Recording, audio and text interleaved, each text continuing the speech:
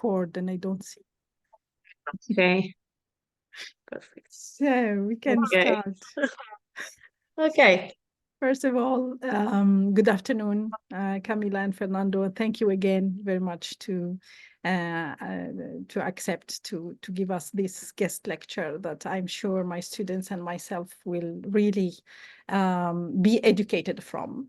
We have, besides my students, we have some guests from the profession here in Oman. I could recognize some names around us, so I welcome you all for this guest lecture about Earthen architecture, past, present, and future, which will be delivered by really the best people to do such lecture. Camilla Mileto is a PhD and she is an architect by training, a full professor of architectural conservation in graduate and postgraduate and PhD courses at the Universitat Politecnica de Valencia in Spain. She is the director of Research Center in Architecture, Heritage and Management for Sustainable Development, PEGASO. She has been a guest lecturer at different universities, including Venice and Florence in Italy, Cordoba in Argentina, and the University of Pennsylvania, Philadelphia, USA. She has received several international awards for her research projects and built work in architectural conservation and for her teaching in conservation. She is the director of Scientific International Journal, Logia, and has published extensively on architectural conservation in books, articles, and conference proceedings. Fernando Vegas López-Manzanares, PhD and architect by training as well. He is full professor at the Universitat Politecnica de Valencia in Spain. He teaches architectural conservation and architectural composition. He has been a guest lecturer at the universities of Venice and Milan in Italy, Cordoba, Argentina, and the University of Pennsylvania, Philadelphia, USA. He is director of the International Scientific Journal, Logia, and has published extensively on architectural conservation. He has received several international awards for his research projects and built work in architectural conservation. He is the author of numerous studies, projects, and interventions on the preservation of Alhambra of Granada, as well as on other Spanish monuments. Without further ado, Camilla and Fernando, you have the floor. Okay, thank you so much for this invitation to give this lecture. And I will try to share my screen and put the presentation. So here. I think you can see the presentation now. Yes. Okay, I will try to, okay. I think so. Okay, so we will try to give you a panorama or a resume of what is Earthen architecture and our field of research that is most about the conservation of Earthen architecture, and especially here in Spain and in the Iberian Peninsula. So the first question, I believe that you know what is mean Earthen architecture, but it's always an important question. What is Earthen architecture? And the second one is always why it is still interesting today, this architecture, this material, and this heritage. So we will try to give an answer to these two questions through different stages. So the first one is to explain what is briefly, what is Earthen architecture, the Earthen construction, the values, threats, and possibilities of this architecture. And then we will enter more deeply in Earthen architecture in Iberian Peninsula, the protection, conservation, and restoration. And we will show you some restoration cases that we have done here around in Spain. And finally, we will talk about innovation from the tradition. So starting to be innovative, start from the tradition. So first of all, I know that probably all you know what is Earthen architecture, but I think it's always important to think about it.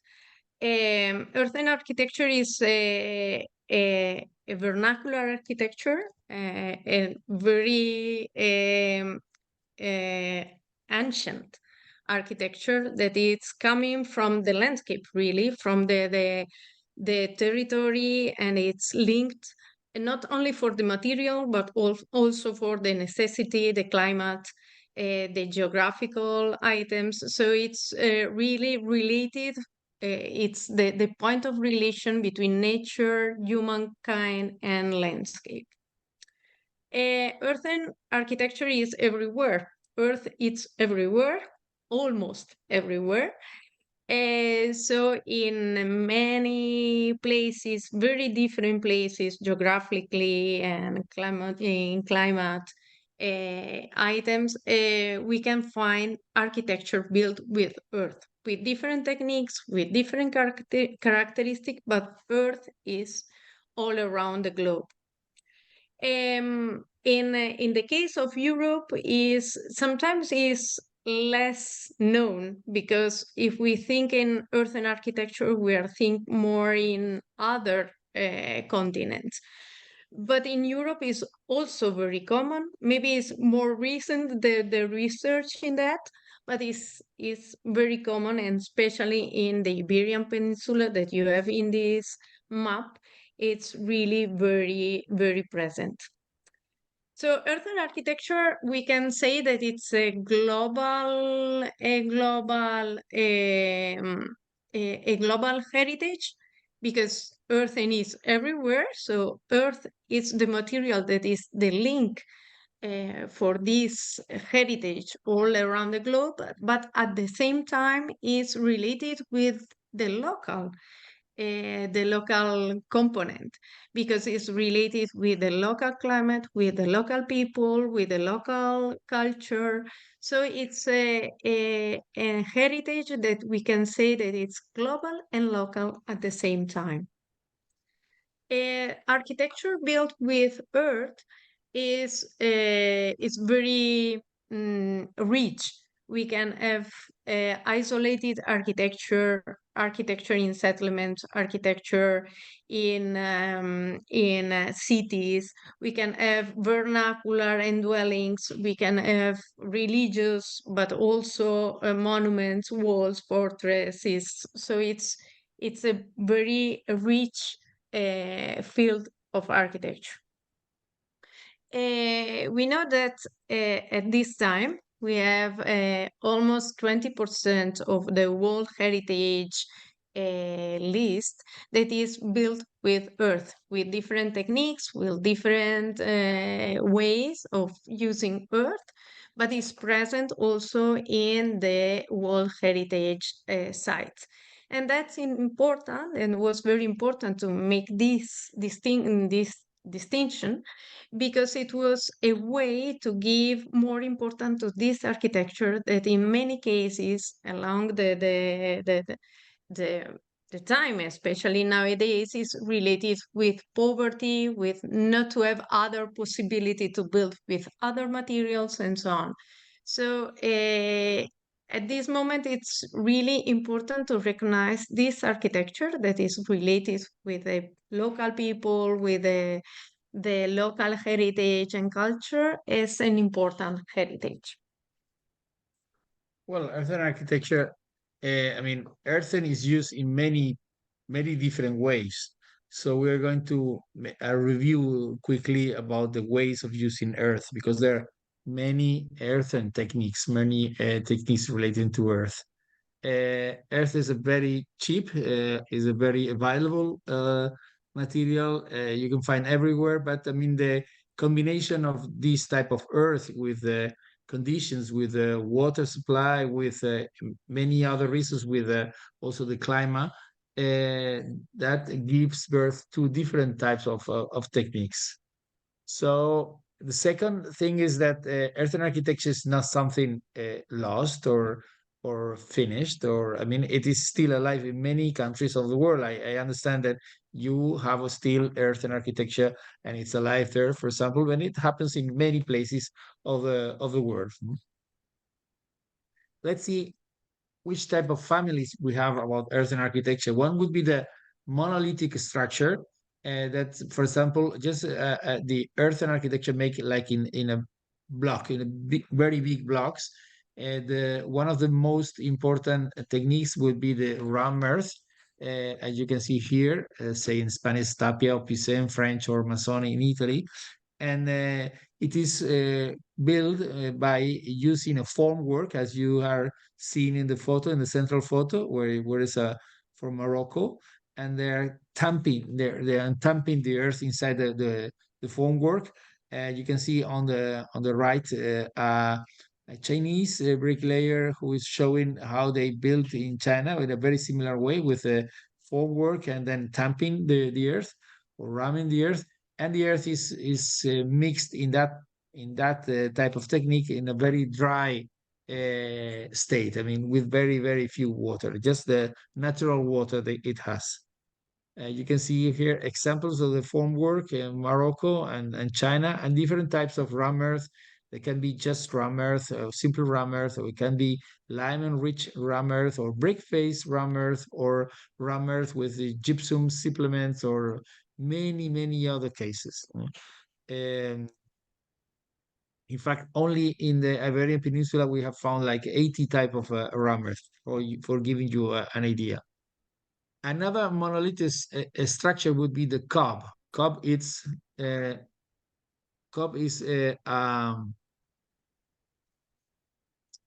made with ram earth, and is mixed normally by hand, and then it's profiled even by, maybe by hand, or also with the help of a spade. And the aspect is similar to ram earth, but it doesn't mark the modules that we can see in ram earth, derived from the use of formwork. For this technique, we need normally to add some straw, and also it needs a lot of water. It is a more humid technique.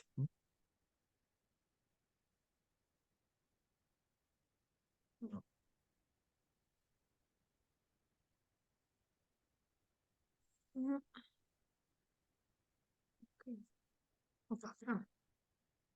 So let's go to another family. I think this family you know very well in your country. It's the masonry, earthen masonry, made with bricks, with mud bricks, so adobe, that we mixed with straw, or sometimes with some little gravel, and then we leave to dry under the sun or with the wind, and then we built the walls with these elements, with these bricks, normally with earthen mortar also. But there are other techniques of masonry, when you use turf, or you can use stacked cob, or you can use fresh cob balls, and then you can bond these fresh cob balls without the use of earthen mortar, because as being fresh, they attach to the one that they have below or on the side. So it's a technique, is a very primitive technique, but it's very useful, because you can just build without using any earthen mortar. Or there is also a very old technique, is the handmade adobe, without a little formwork. They just leave to dry, and then they use it. Another big family would be the mixing of timber and earth, and these have like two subfamilies, like half timber. Let's say it's the big one with a big post and so on, and then filling the gaps with earthen or with other materials, and then the wattle and daub. That is like the smaller one, when you can use like a little um, listels, so you can use little branches and whatever, and then you daub these branches with earth. This is also very common all over the world. You can see here some examples, filled in this case with Adobe. But earthen architecture can be, or earth can be also can be useful to build. Yes. Okay. To build, for example, vaults or domes, sometimes directly shaped by hand, sometimes made with Adobe. Or we can also use earth in a negative case, so like excavating from the earth, so to make caves, or you can use earth, also a clayish earth, to waterproof the roofs. That happens also, for example, in Spain, but many other countries also. We can use also earth, normally mixed together with straw or with other materials, to make renderings. Sometimes renderings that are like a very straight renderings, or just some reliefs. Sometimes these renderings are very decorated with lime or with other materials that also help not only to give an aesthetic aspect, but also to protect the earth rendering. Okay, now going a little bit deeply in the values, threats, and possibilities of this architecture. About the values, if we can analyze the earthen architecture nowadays, and we can compare with the values of sustainability, for example, that we are used to, we can see that earthen architecture is a very cheap material, quick available, is not transformation required, and is easy to manipulate. So it's economic. It's an economic architecture. So it's something that you don't need really so much money to build with earth. But at the same time, the earthen architecture has also constructive values. It's not a weak architecture really, because earthen architecture is strength. Is the materials is also elastic. It's good in adherence. Is fireproof. Is chemically stable, volumetrically stable, ductile, and recyclable. At the same time, we have a lot of biological and environmental values, like acoustic isolation, thermal inertial, permeability. Is not radioactive, so it's not toxic. And it's also, of course, the earth is coming from the landscape, so it's also going through the landscape when the life of architecture is finished. So it's something that is not really affecting the landscape, it's not affecting the environment. But also, if we are thinking about heritage, we have a lot of social, cultural values. It's related, as I was saying in the beginning, with the local, regional, and global history, with the local tradition, with the culture, with the identity, and with the transmission of culture in the local system. And at the same time is something, it's like immaterial. It's material and immaterial heritage. It's material because it's something, it's architecture and it's physical, but at the same time is intangible because we are making a transmission of these values through the practical construction. So it's something that is cover a lot of different type of values that nowadays we can relate it with sustainability. Now we are thinking in sustainability through the three pillars, that is socio-cultural, socio-economic, and environment values. So this type of architecture, and especially the earthen architecture heritage, is really linked with this idea that we have nowadays about the sustainability. But at the same time, not everything is perfect.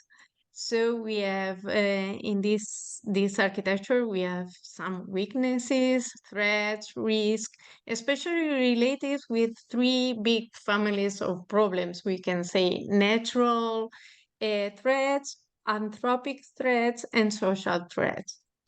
In the case of natural threats, we have, of course, the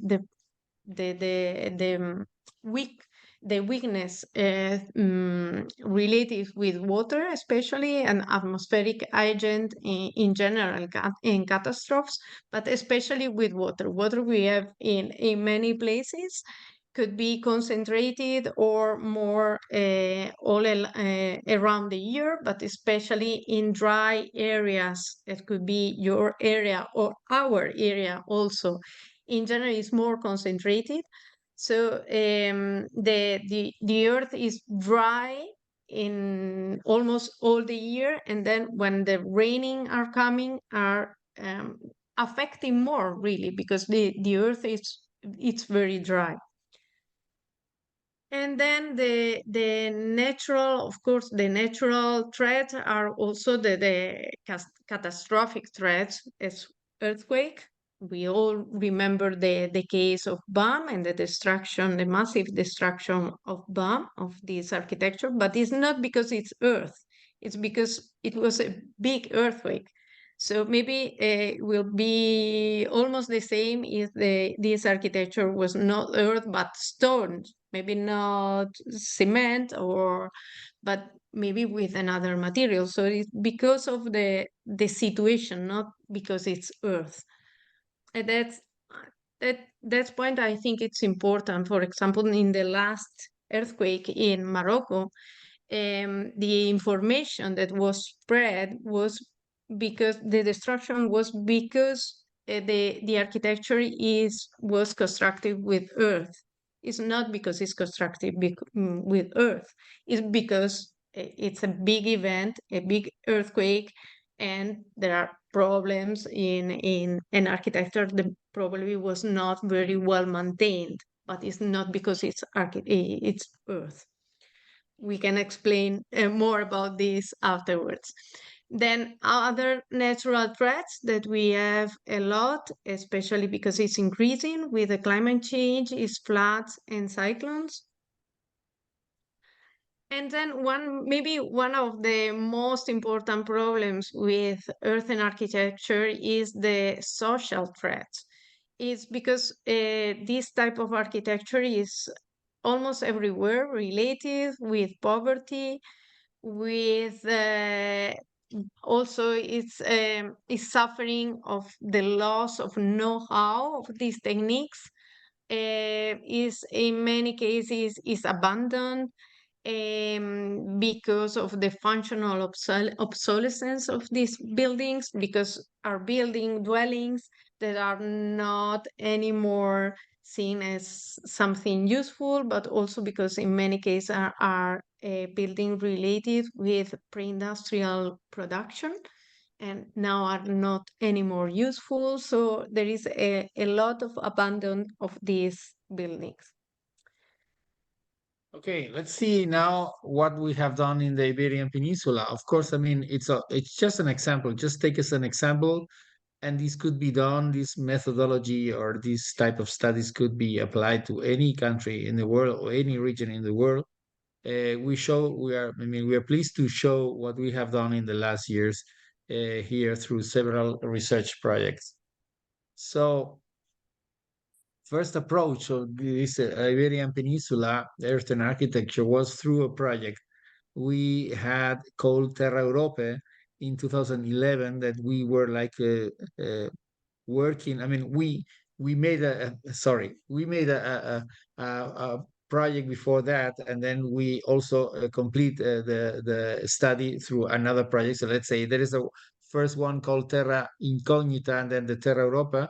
That it was like 15 years ago, and we studied the type of earthen architecture in the Iberian Peninsula. We began to make these maps of earthen techniques everywhere, and we were, I mean, more and more impressed by the wealth of Earthen architecture in this in Spain and Portugal, and not only in monumental buildings but also vernacular, both of them.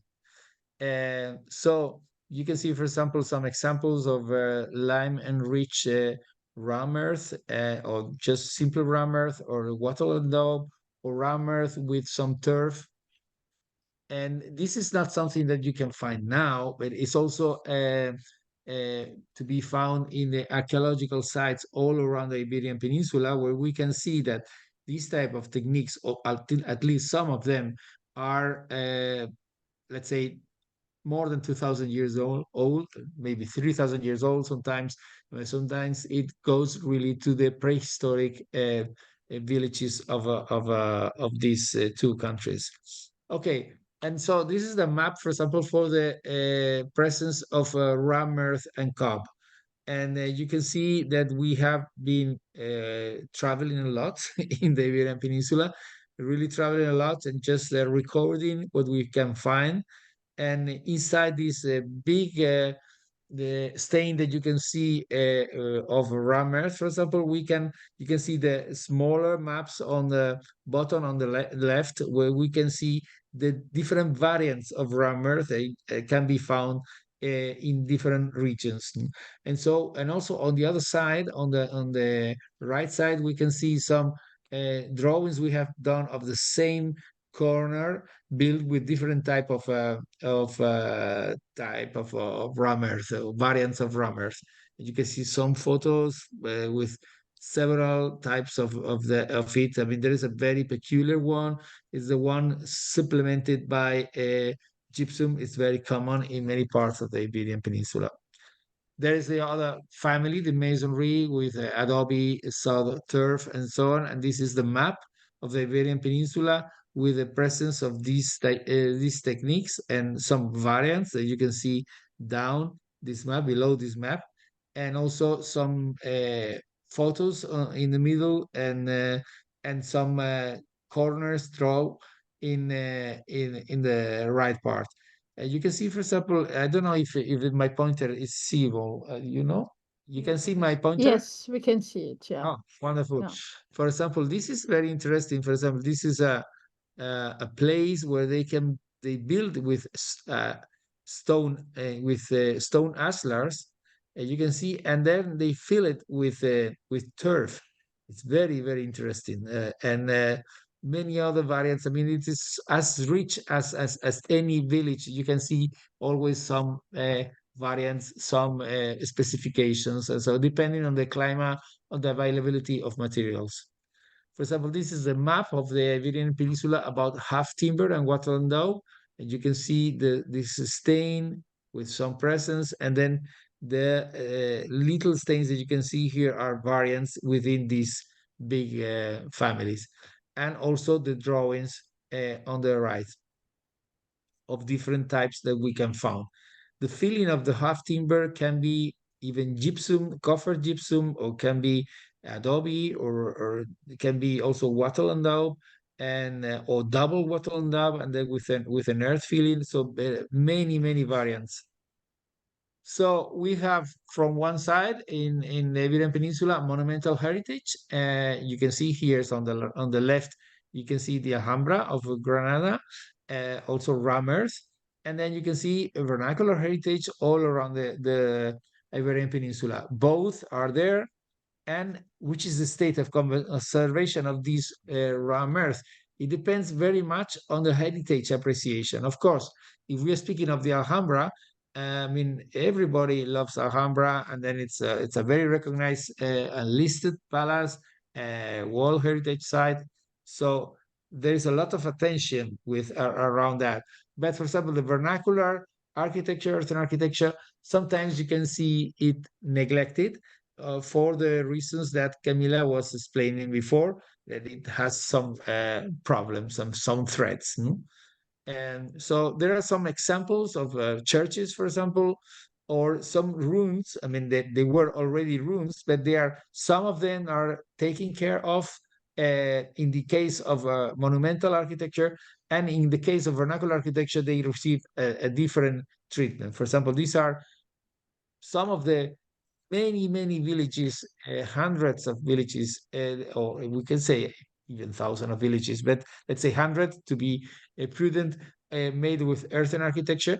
And you can find many houses, but it's interesting, at least in Spain, that when you are looking in a village for earthen architecture, normally you see the earthen architecture. If you look for the rubbish bin, like you see a rubbish bin of the quarter of the village, then you will find the earthen architecture behind. So that gives you an idea of the different appreciation of the association we have mentally of rubbish bin and old earthen architecture. So this is something not so good for earthen architecture. But if you go to other countries, like for example, United Kingdom, this is Devon. This is a house of the 17th century, built with cob and then lime rendered, and they are making an extension of the house also with cob. The roof in both cases are thatch roof. The person who is here is very rich. It has a Ferrari here, and you can see the difference between having a rubbish bin in front of your house or having a Ferrari. I mean, it gives you like a kind of different feeling about the appreciation of earthen architecture, in this case, in United Kingdom or in Spain. So we have done some national research programs. I mean, I was speaking before about the European research programs, and then we have made some national research programs. The first one was Res Tapia. It was like the conservation of rammers in the Iberian Peninsula, criteria, techniques, results, and perspectives. The idea was to study what has happened with the intervention in ram earth, the officially paid or financed intervention on ram earth monuments in Spain, and what were the results, if they were good, or I mean, if they have failed or whatever, just to learn from the past. I mean, not to repeat again the same failures, just to learn what has worked and what has not worked. Okay, this is one project. The second project, we stepped from the monumental ram earth architecture and we went into the vernacular architecture. So it was called SOS Tierra, SOS Tierra, means like conservation and rehabilitation of traditional earthen architecture in the Iberian Peninsula. So we passed from monumental walls, for example, to normal houses like this. This was a very rich project in books, in congresses, in exhibitions. There's also a website you can visit. So we studied all this material, and then we made a third project called Risterra, Earthen Architecture in the Iberian Peninsula, study of natural, social, and anthropic risk and strategies to improve resilience. So also it was financed by the Ministry of Science. And so we study really the risk of this earthen architecture, the risk we are facing, and how to transform the risk into opportunities, how to develop strategies to defend it, to enhance it, to give value to this architecture.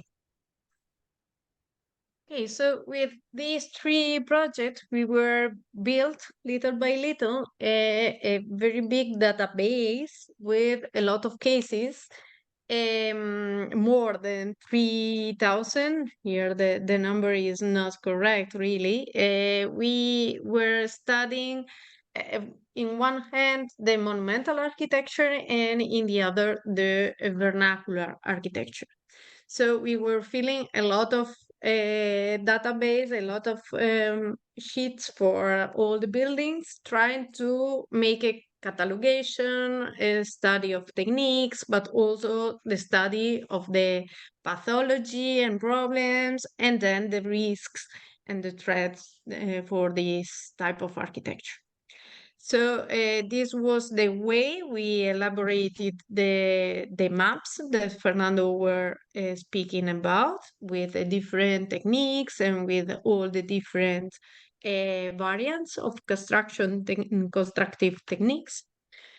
Then we studied also the relation. We try to understand it if we have any relation between the type of techniques and the geographical factors.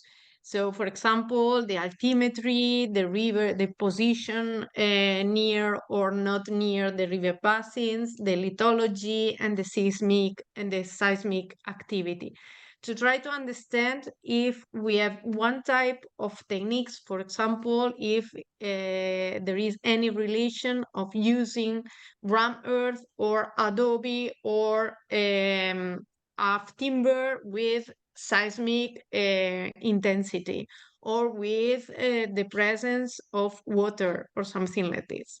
So we try to understand this relationship. This is published, the result of this research is published if you are interested in that. So we studied also the relation of this architecture and the climatic factors. For example, if there is any relation with the form or the characteristic of the architecture and the rainfalls or the temperature of the solar radiation. For example, the roof, the porch, or elements that we can have in this situation or not in another. And then also try to understand if we have any relation with the social factor, especially with the density of population or the depopulation, that Spain is especially affected of the depopulation. You can see it in this map.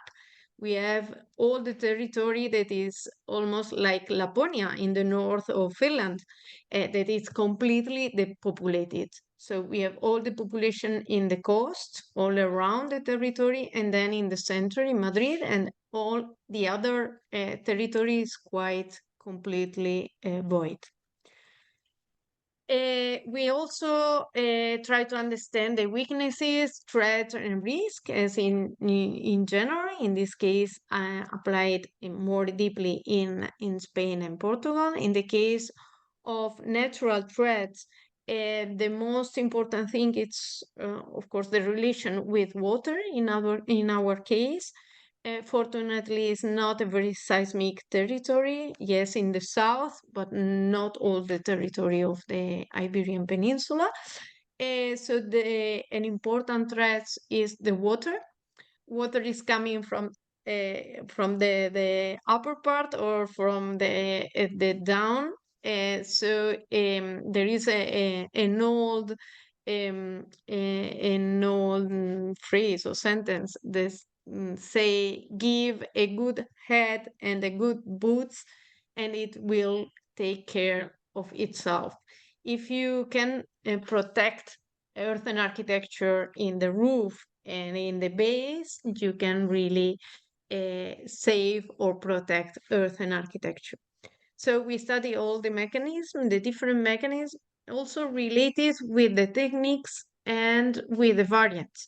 Of course, if the problem is the same, like the rainfall or like the capillarity, the waterfall capillarity, the reaction, it depends of the techniques of the, for example, if it's ram earth or if it's adobe, if we have a base, a brick base or a stone base. So we had to study all these relationships.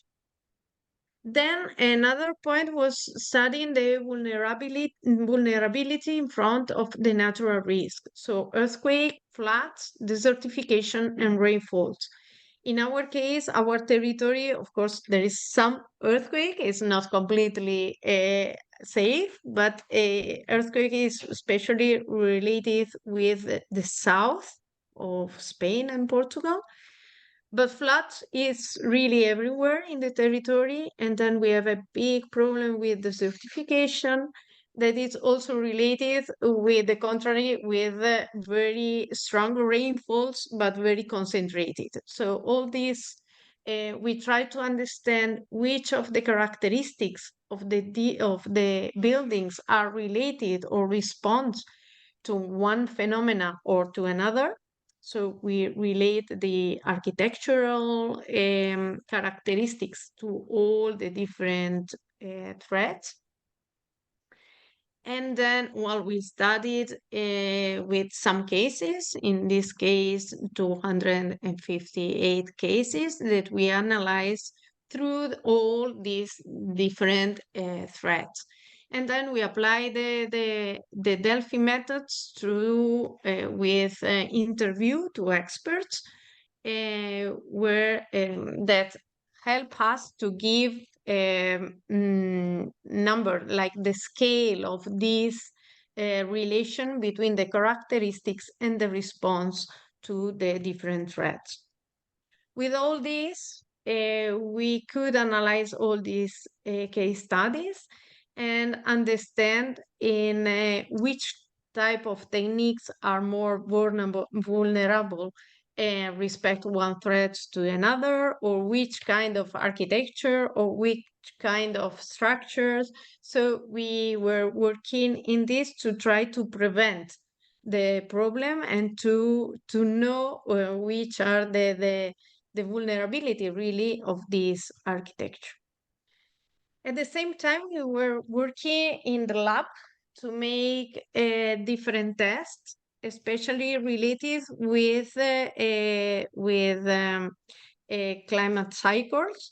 So to try to understand the relationship between, in our case, desertification and rainfalls, that it's quite common in our territory. So to really dry a lot the earth and then give water very quickly, and with different cycles, and study the degradation, the progressive degradation of these techniques. So we do it in the lab with machines, and then we do it in the real climate with some structures. And then another point that is important, like threats, is the anthropic intervention. We don't have only natural and atmospheric agents, but also we have the people that are intervening, that are working in this building, trying to fix this building, but sometimes or many times with different materials. You can see here this intervention. This was an adobe building, and they rebuilt with bricks, with cement, with new tiles, and so on. So which is the result of this type of intervention. And then the other point is the social threats. I was speak before about the abandon that we have, and then the social discredit, the loss of know-how, the demographic pressures, and so on. So we try also to analyze all these social factors to see which is the relation with the degradation of the architecture, if we could find some relation with these factors and the degradation of the architecture. This is a study that we are still working on, so we will present you next time. But it's interesting because in our case, it's really a very important point to try to understand how the abandoned and the population is affecting this architecture. So related with the intervention and the kind of intervention that people are doing in this kind of architecture, we start recently, this past December, a new project that is Earth for Future, Sustainable Adaptive Reuse of Earthen Architecture and its Lesson for Contemporary Architecture. Of course, we have to conserve this architecture, but what is also important is to give the people the opportunity to use this architecture in the contemporary life. So we need to, for example, reuse it, or to renew these buildings to use it in a contemporary way. So we are now trying to understand how to make compatible the conservation of the traditional dwellings, and the adaptive reuse. And with this, we enter in this fifth part of the lecture that is about protection, conservation, and restoration. So we are studying during the last year different cases in monumental architecture and in vernacular architecture. And you can see in the maps, we have the blue ones are the monumental and the yellow or orange are the vernacular. And it's not the same, of course. It's completely, they are like two different worlds. When we are speaking about monumental architecture, we are speaking about buildings that are listed, protected, valuated. Of course, the first and most important is the Alhambra in Spain, but we have a lot of fortresses, palaces, towers, and so on built with earth that are really valued. They are like recognized heritage. So they could have money for the government for the restoration. They are documented, and there are specific projects of conservation for these buildings. Of course, we can have terrible project and terrible intervention, but it's really a lot more controlled and studied. When we move to vernacular architecture, the world is completely another. In general, are not listed buildings. They are not protected. They are not valued. In general, they are abandoned. There's no funds for them. And in general, the intervention are spontaneously. So they are not linked to a project, to a control, to an administration control, and so on. So each person or each family could do exactly what they want without a lot of control. So in the case of monumental architecture, we saw that we really learned a lot from the beginning. We start, not the beginning of the time, of course, but we start in 1980 with the first project that we analyzed. And we analyzed the project that had public money during the last 30 or 40 years. So we were analyzing all these projects, and we saw that we had we cannot say maybe a good evolution, but a change on this. At the beginning, the project used a lot, for example, of cement structures, and they were very much more aggressive and so on. And now, little by little, we are more in the conservation field and more respect. And there are more respect for the material, for the heritage, and so on.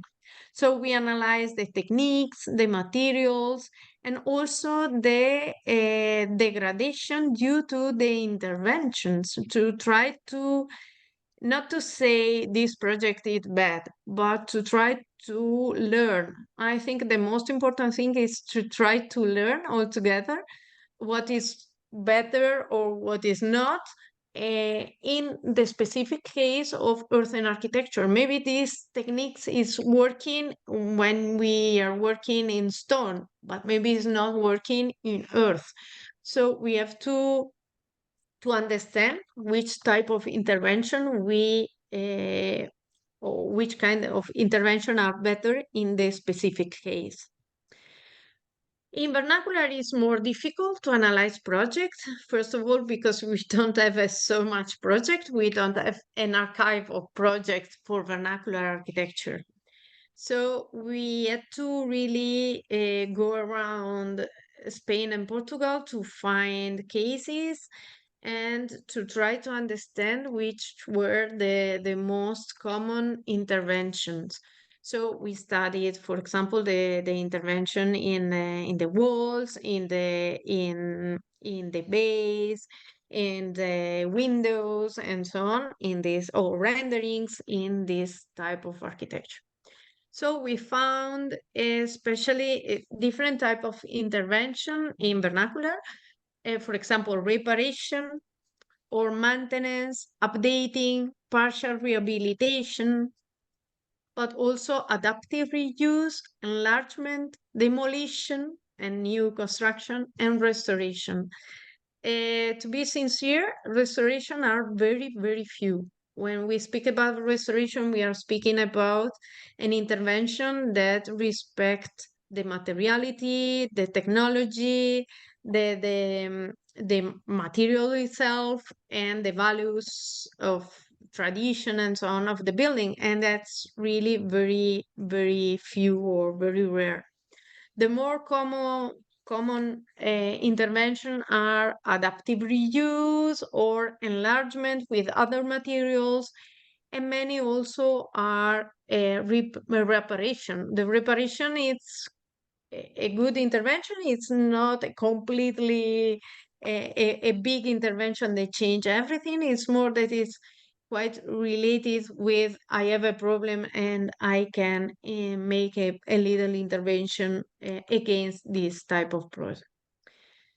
So what we could say with all this about vernacular architecture is that it's the big problems that we really found are the functional obsolescence that is especially related with the rural life. People were moving from the rural settlements to the cities, so the buildings were abandoned. Also, the discredit of this building, of this architecture, are related to the same. The people in the rural area were considered poor, so they had to move to the cities. And now, when you see this architecture in the rural area, you think in poverty. So this relation is something difficult to break, and it's something that we maybe have to work all together to try to make a revalorization of this architecture. And then there is another point, that is the vernacular architecture is an architecture that was created without architects. Really was an architecture that related with the necessity. So people that need a building, in the past, they built this building. And now the conservation of this architecture is still a conservation without an architect. Many of the intervention are made directly with a bricklayer, without a project, with the materials that they can find all around, without really thinking about the techniques, the materials, and the interest of this heritage. So in many cases, what we found is a intervention with new materials. That is something that is around. So people can find easily cement or bricks. So many interventions use these new and industrial materials. We also studied the strategies that are already there in Spain and Portugal. So we studied all the initiatives that we have about using the traditional materials, about the cataloging and protecting architecture, or training and new architecture with earth. So we try to understand which are all the initiatives that we have all around. And at the end, we found that we can divide the strategies for conservation in 6 big families. The first one is knowledge. We need to know what we have, of course, is the first point everywhere and in every time. So we need to know the history, the culture, the landscape, the materials, the techniques, the values that we have in this architecture, and the cataloging and so on. The second one is the valorization. we need to educate or sensibilize people to this architecture. So try to fight against this devalorization or this loss of valorization of this architecture. Then the protection, we need maybe a public initiative to making catalogation, protection, urban rules to protect this architecture. Then conservation, we need to intervene in this architecture with compatible materials, techniques, criteria, collect best practice, and make this intervention with the adequate expertise. That is another important thing. Working in earthen architecture is not the same as in cement or metal structures and so on. So we need the fifth one, that is training. We need to train, of course, architects, engineers, and technicians, but also bricklayers, enterprises, conservators, or all the chain of the intervention. And then the last one, but is not the least, is the innovation. It's important, and we will see it's important to innovate, to show that earthen architecture is still alive.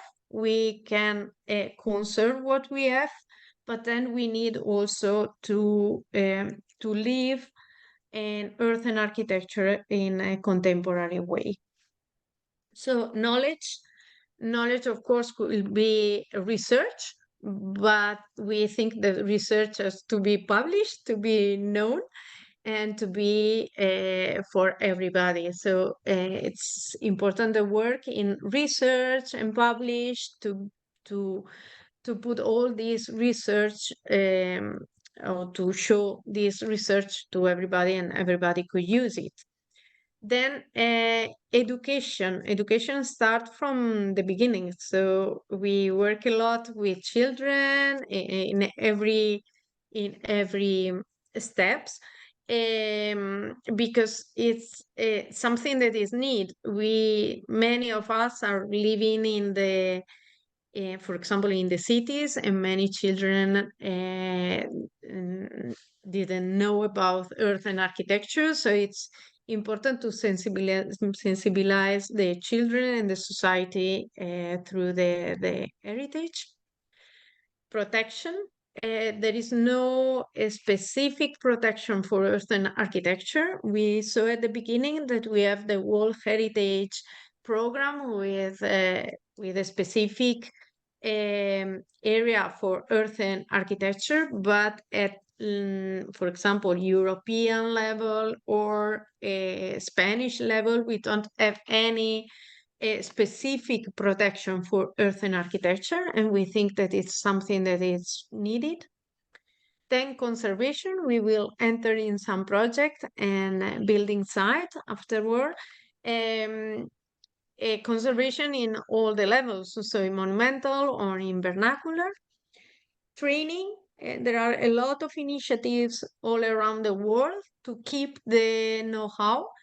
It's so important for new construction, but it's also important for conservation. We have to maintain the techniques, the materials, and the know-how in these materials to keep the tradition and to have the possibility to conserve the buildings.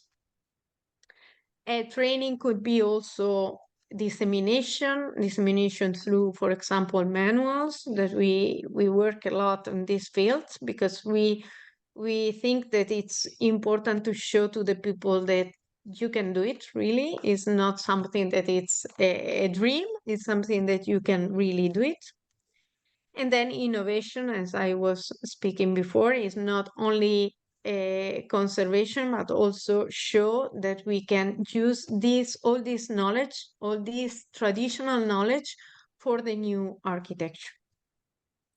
Well, let's see some cases, some real cases. We are going to show like three conservation works, one on monumental ram earth architecture and two others on vernacular architecture. Let's see the first one. It's a Bofilla Tower. It's an Islamic tower built in 1220 near Valencia on ram earth. It's a tower. It is like 18, more than 18 meters high. It is, as you can see, tapered from the outside and staggered inside. And it's a ram earth, and it has been abandoned mostly in the last 800 years. And you can see that it's still there. So it's amazing that a technique considered poor and abandoned, neglected, is still there after 800 years. So you can see here the mapping of the putlocks that we made. Some of the putlocks had still the timber inside, so we have analyzed the timber and we have discovered that the putlocks of the that hold the formwork together were built with branches of mulberry or hackberry, sometimes of pine when they were like that, with a half putlocks on the base. They were made of pine that you can work on it, and the others were branches of this hackberry or mulberry. And it's this was the system. You can see here the putlocks crossing were the branches of hackberry or mulberry, while the putlocks, like half putlocks like this, they were nailed inside. They were made of a pine, and this is the system. And we have analyzed the whole tower. The whole tower is full of marks. You can see the construction marks in even 800 years after. You can see it's like a letter that it's closed with lacquer. Whenever you open the letter and you break the lacquer, you can see the that it's been opened. So I mean the earth is very nice, especially ram earth, because you can see everything there. I mean, everything is stamped on the earth. Inside, there were no floors anymore, but we saw the holes of the joist and some of the holes of the beams. There was an intermediate beam, as you can see here, and then there were joists. So there were some pieces of joist. We analyzed them and we discovered that both the joist and the beam, were made of wild olive. So a very very strong, maybe tortured timber, but it's very strong and very strong against the wood borers. So what we made first of all was cleaning. We cleaned with quaternary salts and just with the brush. And then we made also some repointing, micro repointing, I would say, just try to avoid the water like stopping there. You can see a lot of stones here because this was a ram earth full with a stone infill, okay? And so some parts had the stones were like appearing on the surface. Inside there was a big problem. There was a big breach, and we had to recompose this breach. So we put some fiberglass roads, and then we put some earth and lime inside. In fact, the ram earth originally was a lime enriched ram earth with a stone infill. The proportion of lime inside here was like 10% lime and 90% earth. Let's say that it was mixed, lime was mixed while being, I mean, still without slaking. So it was quick lime. So they mix like 5% of quick lime, and inside the ram earth, when it was like slaking, at the end of the slaking process, the lime gain like a double volume. So now the proportion is 1 to 10. Okay. And the reintegrations, we had a problem that we couldn't ram the earth horizontally. So we decided to increase the proportion of lime to 1 to 3.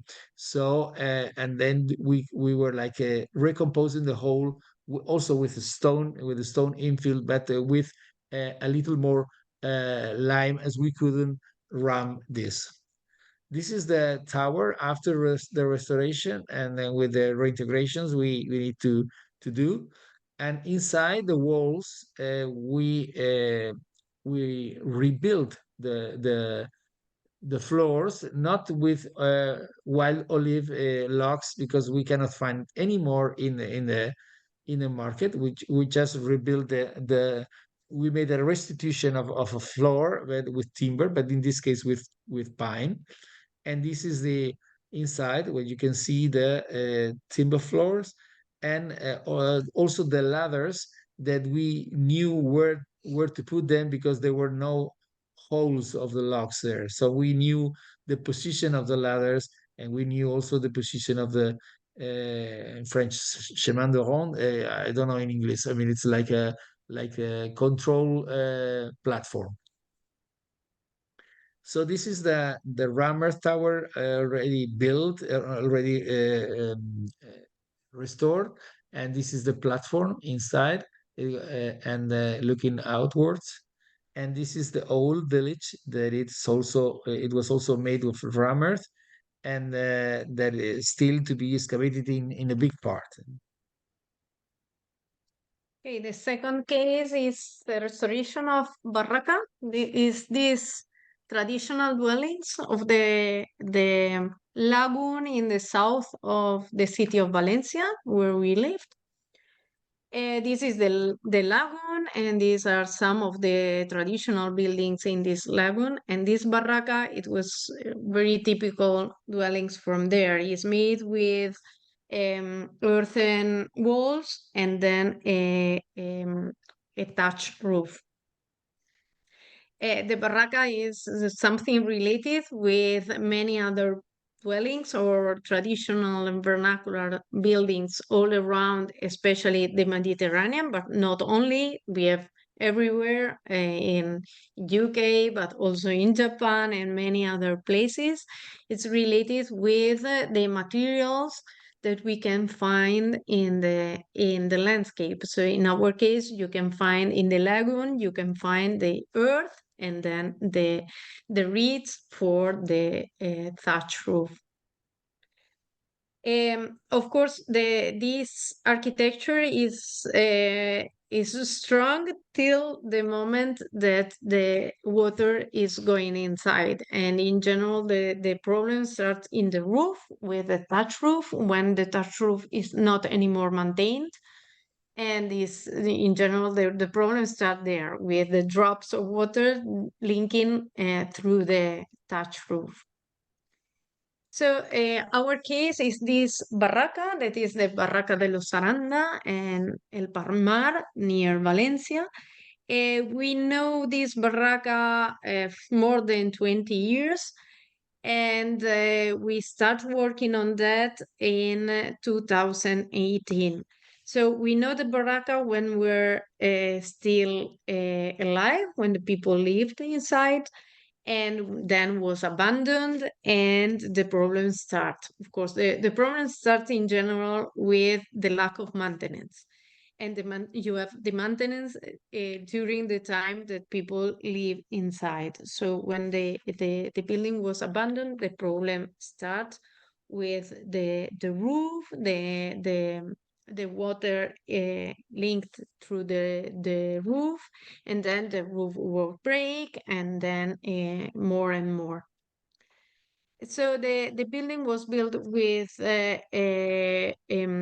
brick, adobe brick or earthen brick, with the traditional system of the area. And we had to make a reinforcement of these walls, because I think you can see here in the section, you can see how the wall were going outside, was follow to the exterior part, because of the broken roof. These elements that are the connection between the structure, the two inclinity structure of the roof, were attacked by termite and were completely broken. So the roof was pulling down the walls, and the walls were going outside. So we need to recover not really the position of the wall, because we cannot push the wall, but we reinforce the wall with an exterior wall. This exterior wall, all along the historical wall, were made with adobe and connected with reeds with the historical wall. Then we have to repair all the roof, the thatch roof.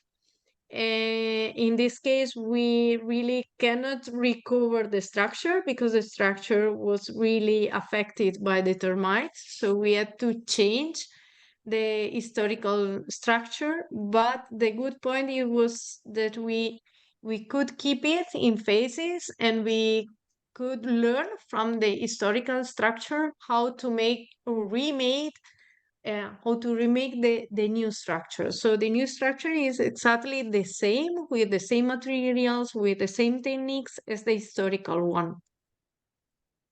And you can see all the process of the interior structure, that is wood structure, then the reeds, and then the straw in the upper part. And this is the final images of the barraca restored. We also try to keep the tradition in the interior. Now this is not a restaurant, but it's like a private restaurant, like a culinary club or something like this, gastronomic club. So we put a pavement. The pavement is earth and lime in this case, and in the upper part that is here is gypsum.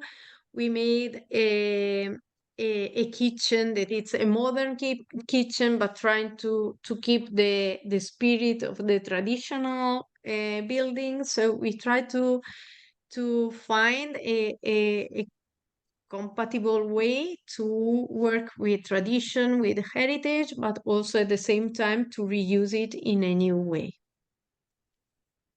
So on the last example is it's a house built, as you can see, with stone, and also built with gypsum pillars, and has some ram earth walls inside. The state of the house was really destroyed before we began, and we studied the system, and we studied very much the system of this vernacular area with these floors made of gypsum vaulting, gypsum jacquard vaulting, and then the roofs made with reed. And these are the process of restoring the repointing the stone walls, and then repairing the ram earth that was a little in despair. And so we consolidate the ram earth with some lime wash, and also we fill the gaps with some reed and earth. And then you can see the restoration of the facade, mainly made of gypsum. And we repaired the roof using the same system. So the same system was just to put this reed layer, and then of course, I mean, some isolation, and then to put the roof tiles, we used earth and straw. I mean, so mud and straw.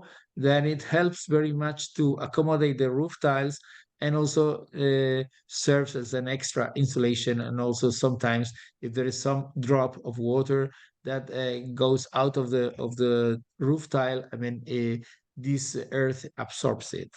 So this is the reparation of the floors, of the gypsum floors, and with very different systems made of with natural reed or with cords. And gypsum, this is not the question now to be explained, but I mean, we could explain if you're interested. And this is the pavement, the final pavement with a gypsum pavement with a burnish and polished version, a gypsum pavement. And on the ground floor, we used mainly cork as an underlayer, and then some limecrete on it. That serves also as a pavement. These are some of the photos of the house finished with some furniture.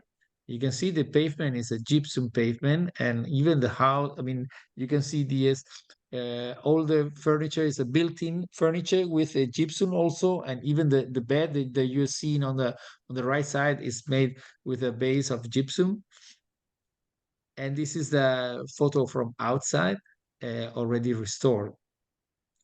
What we made here is that after finishing, we made an LCA analysis, a life cycle analysis, and we compared the conservation of this house, the conservation works of this house, with some houses, similar ones in the same village, that were restored not with natural materials, as I was explaining, but with industrial materials or elaborated materials.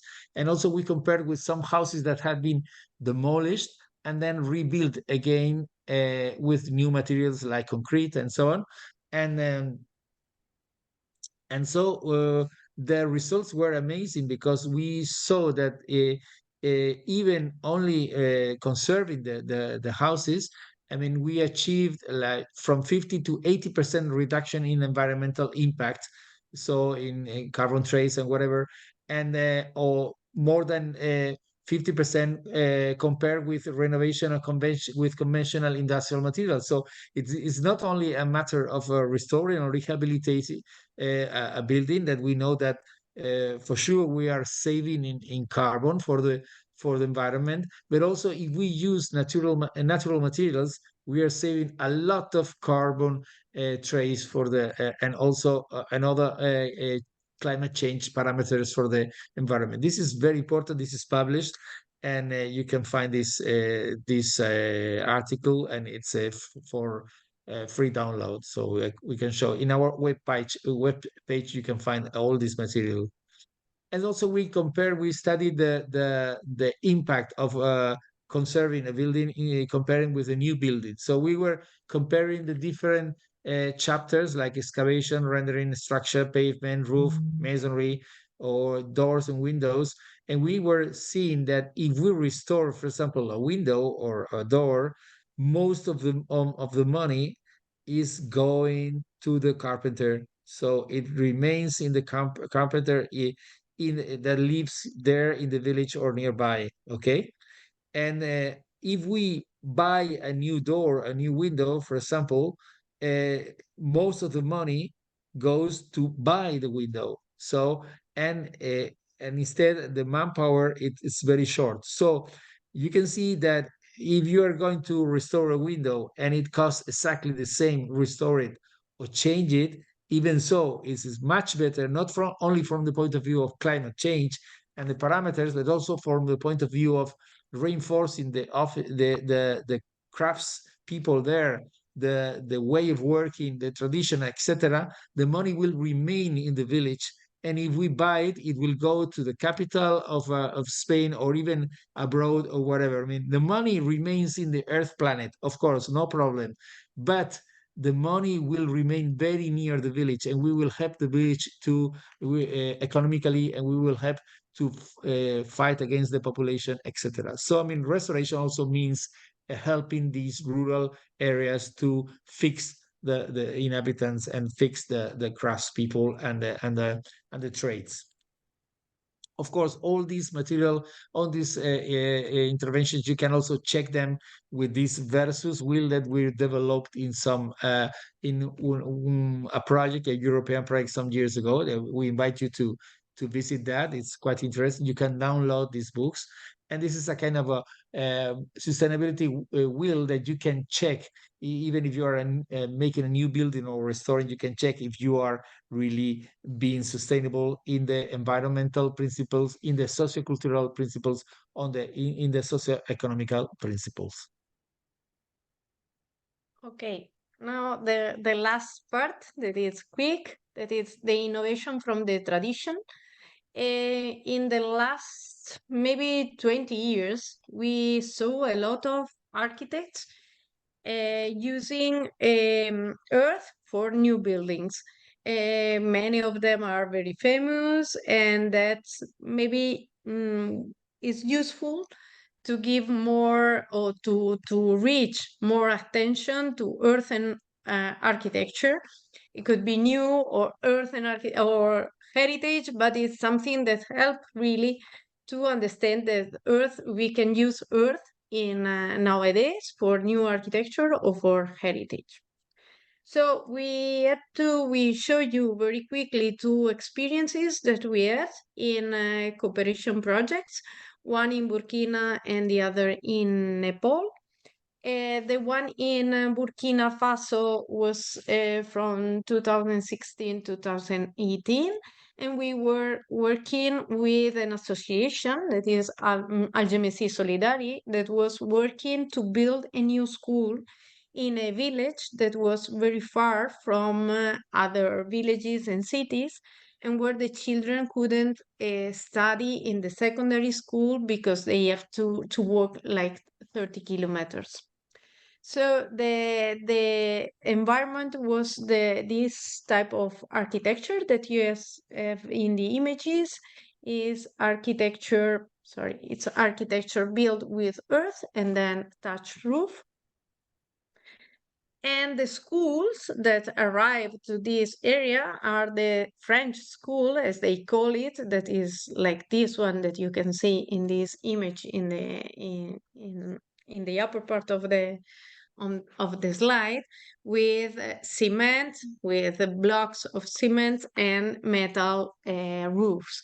That is completely, it's like an oven in Africa. It's too hot to stay inside, and then it's too noisy to stay inside when it's raining. So it's something that you really cannot use it. So the children have to go outside to make the school. So we had some new schools in the last years. For example, Francis Quere, that is from Burkina. He worked a lot in secondary schools, and he proposed a lot of new projects building with earth. And the association that we were working with, they were really they were attracting from this architecture of Francis Quere. So they wanted to build a secondary school for the village with earthen blocks, but they don't know how to do it. So they spoke with us at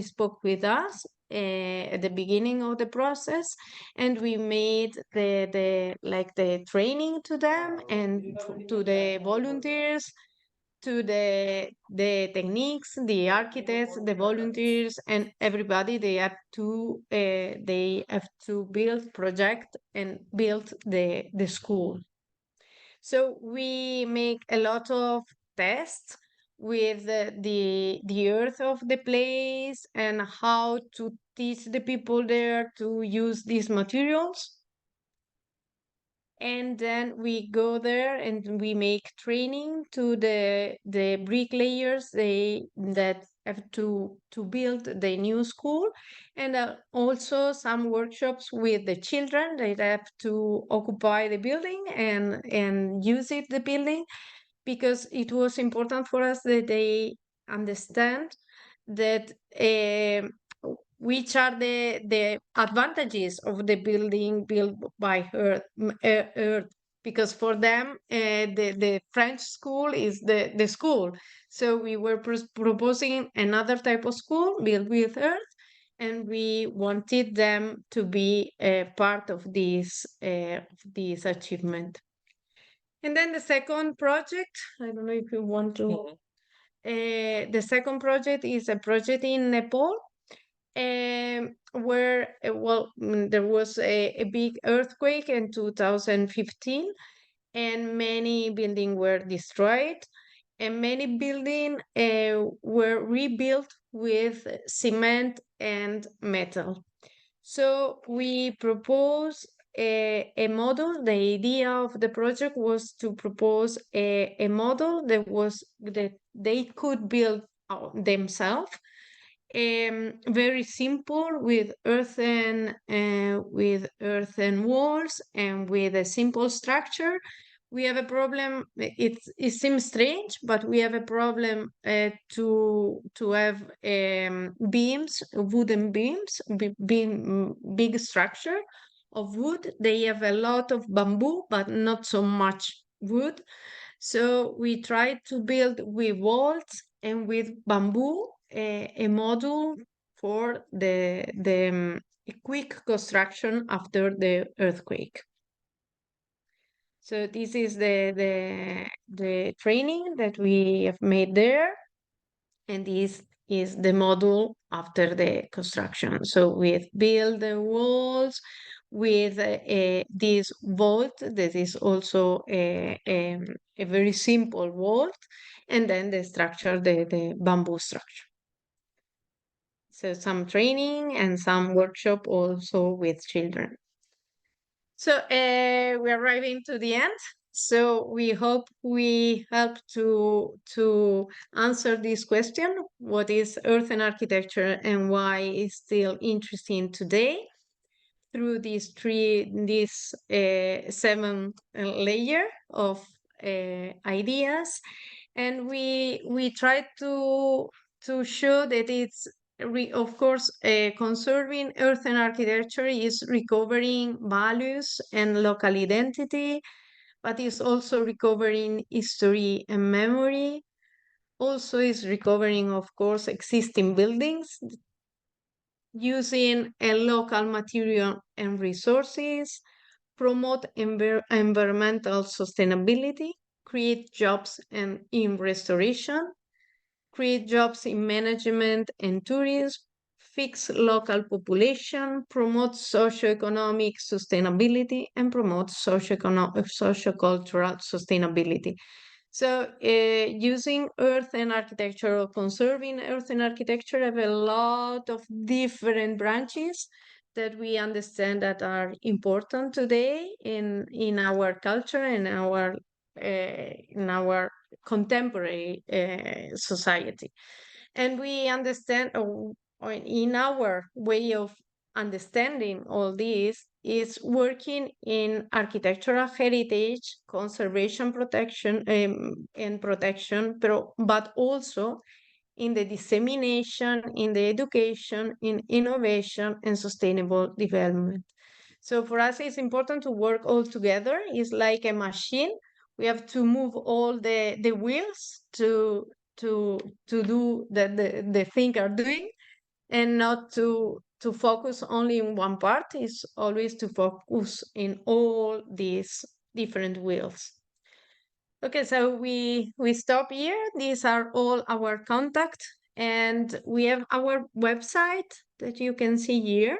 This website, you have all our articles, projects, results. You have everything there. Is almost everything free downloaded, all the articles, books, and everything that we produce. If we can, everything is free downloaded. So okay, this. We are open for your question if you want. Thank you very much, Camilla and Fernando, for this very rich, really, and multi-layered presentation.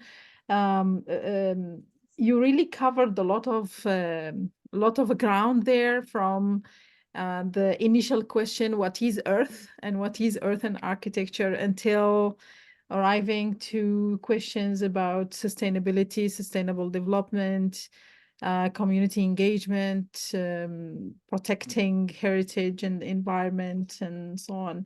I was really very interested with your fascinating research, and definitely there will be some discussions between us for some shared or common research on this aspect.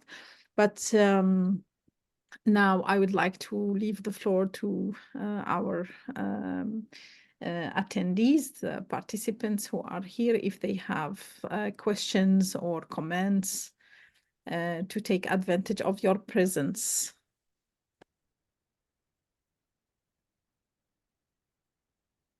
Any questions?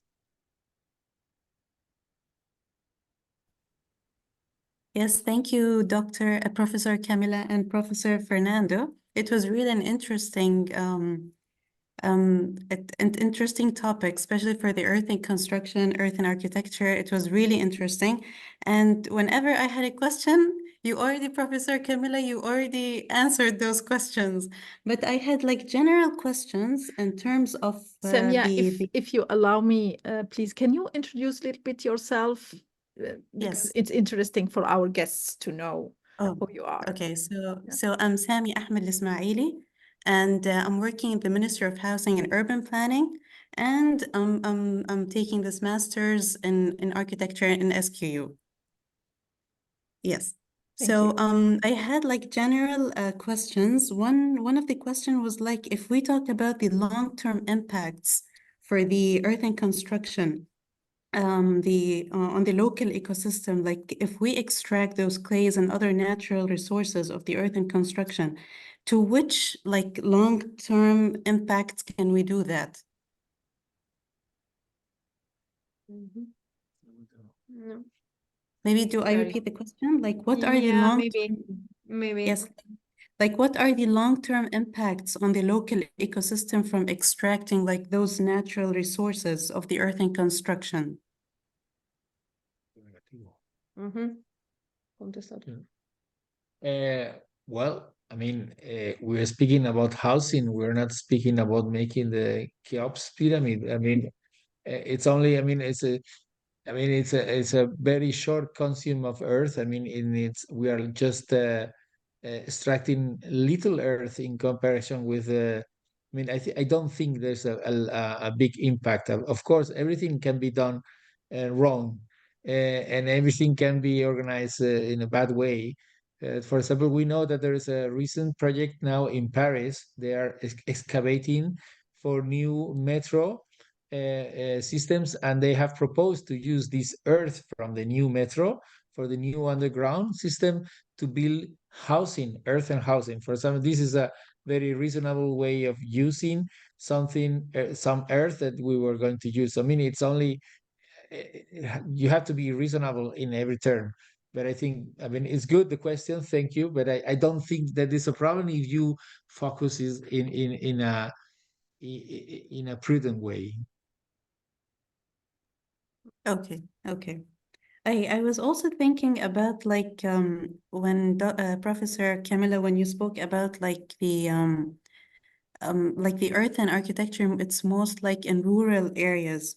I was just like thinking out loud if we can like merge, like what are the barriers in cooperating like smart home technologies in Adobe buildings, if we're going to think about it like in Oman.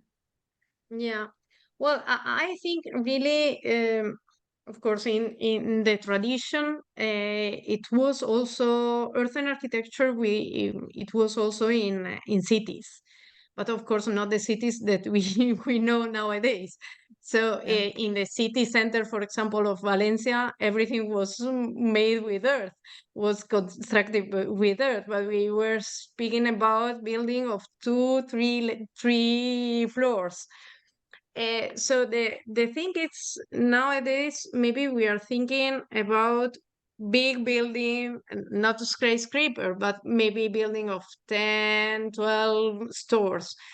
I think we have a very interesting experiment here in Spain that is related with the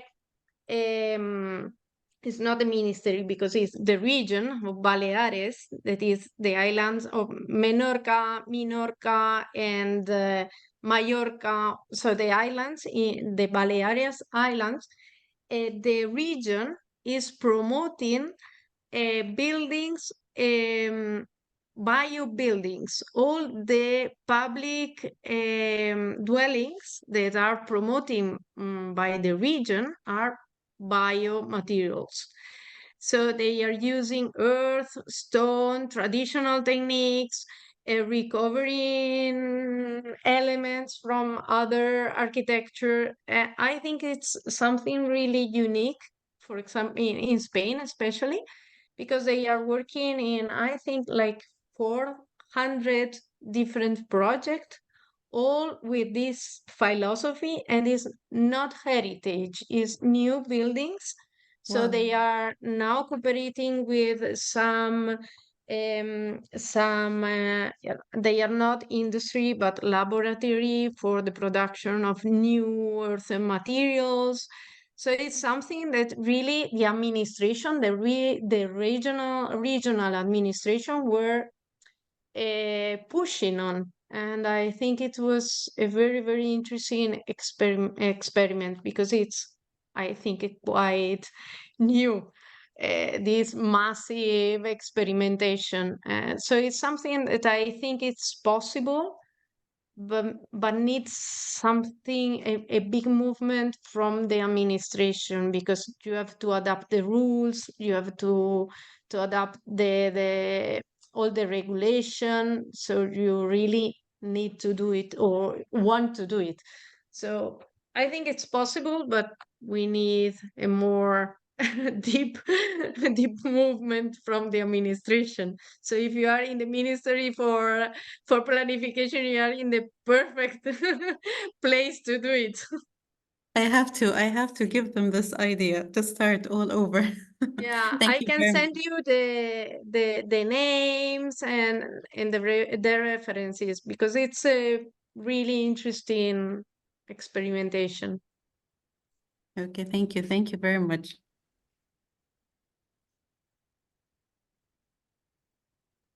Doctor, I'm done from my side. Thank you very much, Samia. you. Thank you for your comments and questions.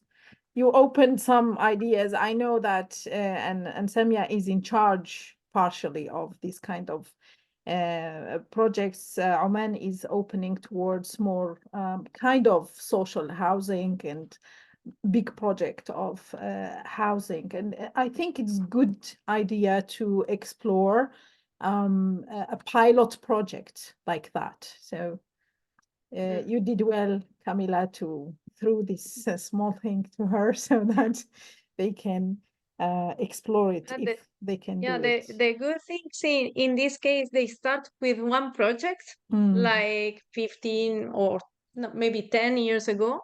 So they start with one of, I don't know, like 10 houses, not so big, so something reduced, and they see that it was really worthwhile. It was very good, and they start doing and doing and doing more projects. So it's something that give you really possibilities, and Yeah, you say you can do it really. yeah, yeah, yeah. Any other questions?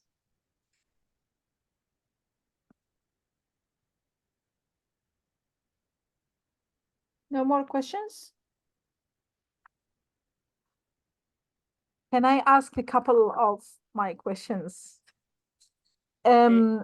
Actually, you answered this one partially regarding the regulations and standards when we intervene on Earth or with Earth.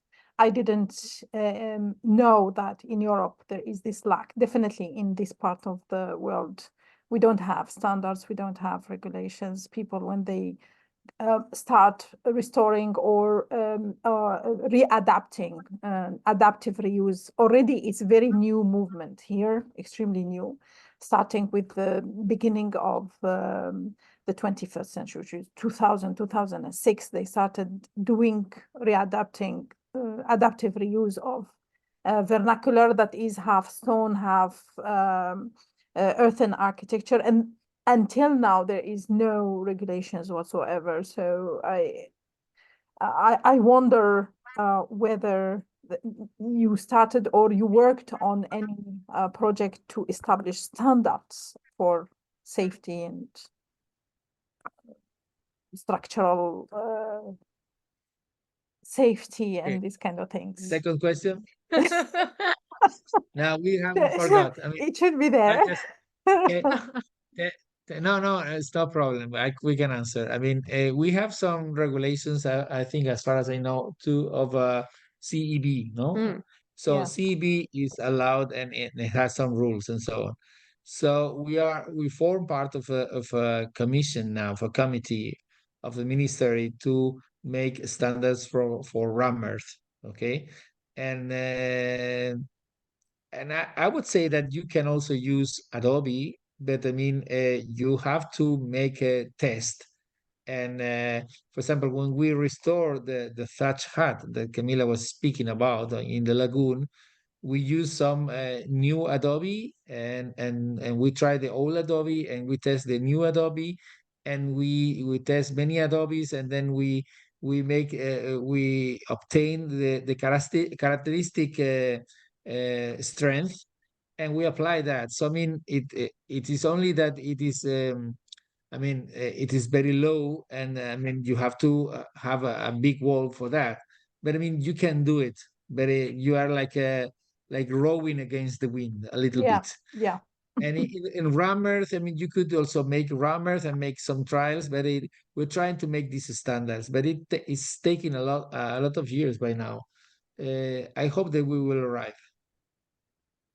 I Okay, hope now so second too. question. Second question. Yes, I'm curious about mortars. What type of mortars you dealt with, and because here in Oman, besides the earthen blocks or earthen bricks, there is a very old tradition of mortar making. It's like the puzzolana, the Roman puzzolana, same system of creating this kind of mortar, and it was very much used in the vernacular architecture and even the architecture of castles and the forts and so on. So, what have you dealt with mortars and types of mortars, earthen Well, it mortars? depends. In general, we make more restoration than new construction. So in general, we study which type of mortar we have there, and we try to use the same type of mortar. In our case, it depends. For example, in earthen architecture, Adobe and so on, it's very common that it's only earth, the mortar. But for example, here in the city of Valencia, it's very interesting because the masonry this is built with bricks.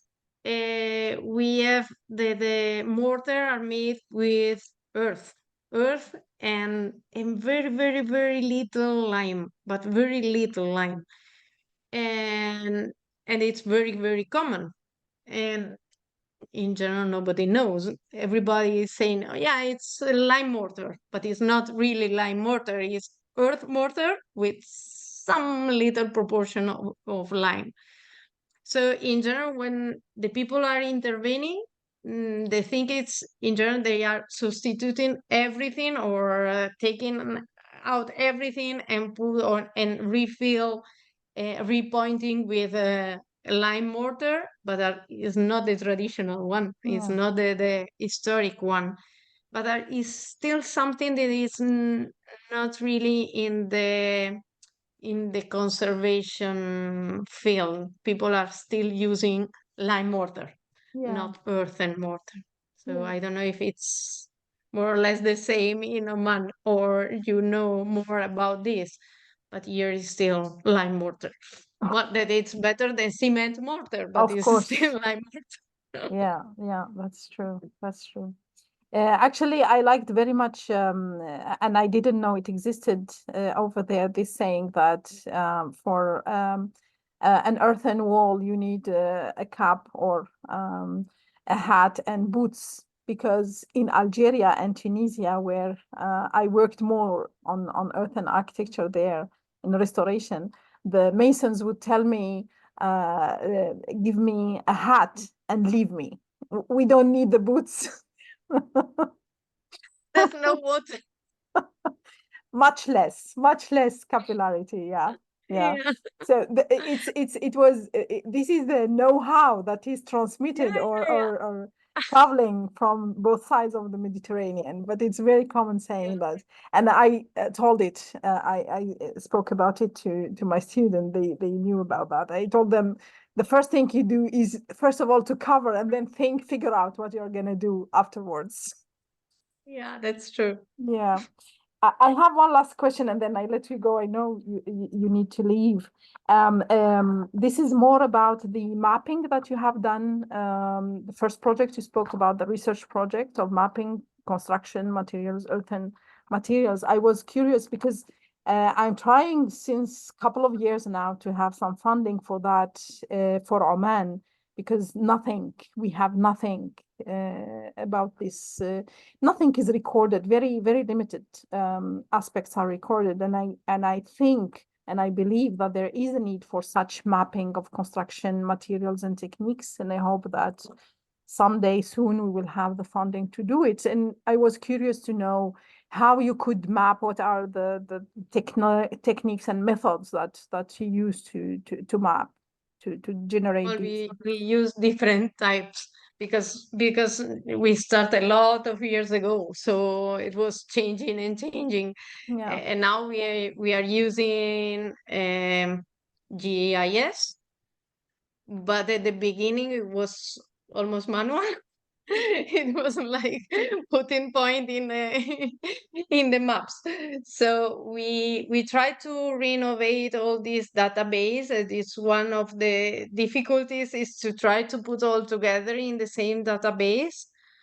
But we try to put all the cases. Of course, we have different situations. For example, one building could be one point, but at the beginning we start like one village is one point, and then we refill with more and more and more cases, and then we have like specific studies of one region and the other, so it's not homogeneous the information. But I think it's still useful because we could then check the different techniques, and it's quite well. We also check with the bibliography, of course, Yeah.